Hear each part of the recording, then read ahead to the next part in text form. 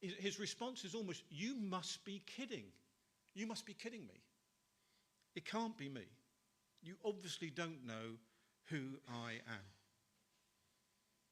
You know, he was so lowly in the pecking order. If he'd been any lower, he actually wouldn't have been an Israelite. He would have dropped off the bottom of the family tree. Almost insignificant. But here's the point this morning.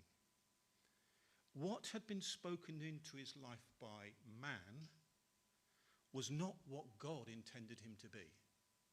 What he'd heard in the classroom or amongst his mates when he was growing up about his family, his tribe, his grouping, who he was, his current circumstance was not what God intended him to be. And yet he was living that out. You know, he was threshing corn, as we just read, in a wine press. You don't thresh corn in a wine press, right? You press grapes in a wine press. You thresh corn in a barn, in an open barn, with the wind going through it, so that as you beat the corn, the husk, the chaff blows through and you're left with the corn. You put it in an open area. You put it somewhere where, you know, where the work can be done by the wind. And he's in this closed off wine press because he's fearful of the Midianites coming and taking the crop. So he's a man in hiding almost. You know, sheltering himself, hiding himself. And yet, what does God say through the angel? The Lord is with you, mighty warrior. I don't think he felt like a mighty warrior in his circumstance. And here's my first point for you this morning.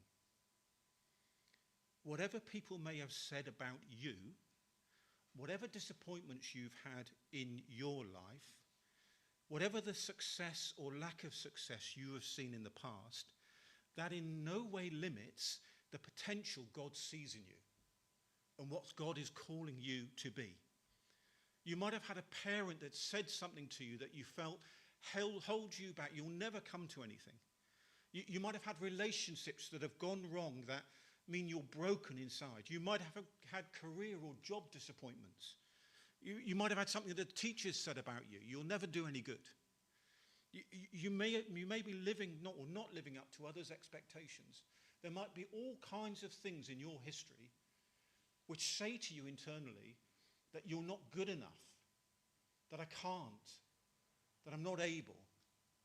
And yet God calls you a mighty warrior. He sees potential in you. He wants to put his hand on your shoulder and make you more than you think you can be.